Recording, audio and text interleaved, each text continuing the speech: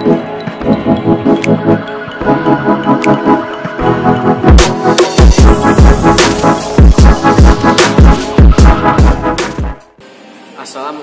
warahmatullahi wabarakatuh.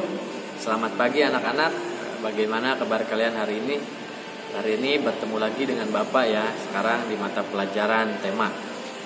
Langsung saja. Kemarin kita sudah bahas masuk ke subtema 2 di pembelajaran 1 ya. Nah, untuk sekarang kita melanjutkan yaitu masuk ke pembelajaran 2 dan 3 ya, masih di subtema 2 ya. Untuk pembahasannya silahkan kalian simak video berikut ini. Formasi tari bungung jempa. Gerakan pada tari bungung jempa akan lebih indah jika menggunakan formasi. Nah, berikut ini beberapa contoh formasinya. Yang pertama ada formasi horizontal ya. Lalu yang kedua ada formasi membentuk setengah lingkaran ya. Yang ketiga, formasi membentuk pola lingkaran ya, jadi melingkar seperti lingkaran. Lalu yang terakhir ada formasi saling berpasangan ya. Jadi setiap penarinya berpasangan.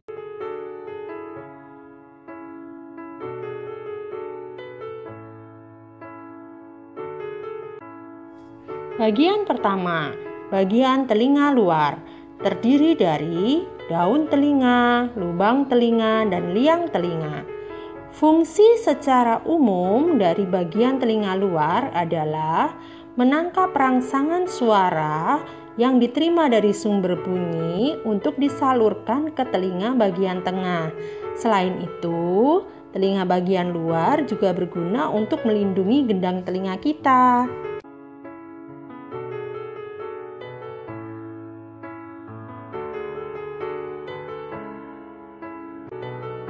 Bagian kedua, bagian telinga tengah, terdiri dari tulang-tulang pendengaran dan gendang telinga.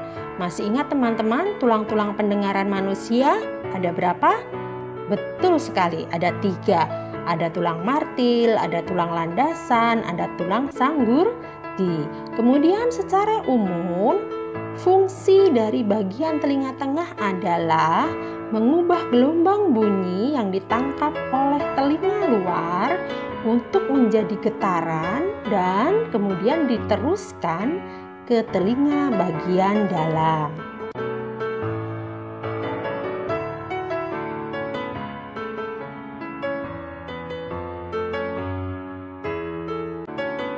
Bagian ketiga, bagian telinga dalam, terdiri dari saluran setengah lingkaran, saraf pendengaran, koklea atau rumah siput, saluran eustasius.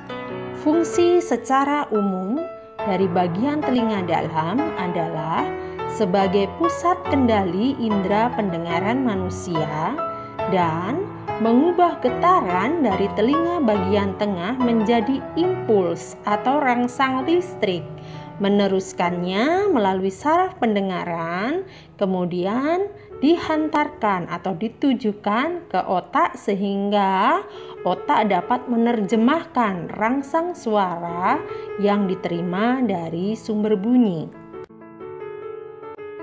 Nah, teman-teman, setelah kalian belajar tentang bagian-bagian dari telinga, sekarang kita simak cara merawat telinga yang baik dan benar.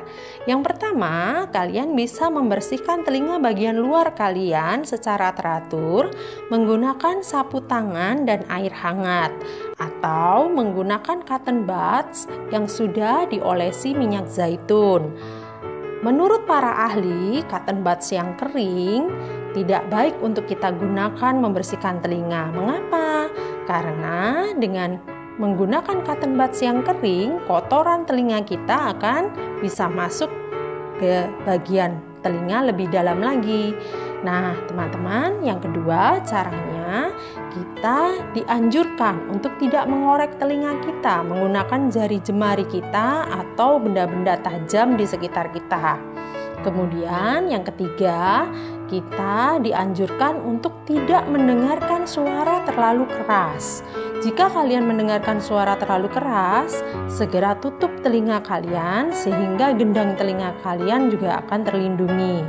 Kemudian yang keempat, kalian bisa memeriksakan telinga kalian ke dokter THT apabila telinga kalian terasa sakit. Jangan diobatin sembarangan ya teman-teman.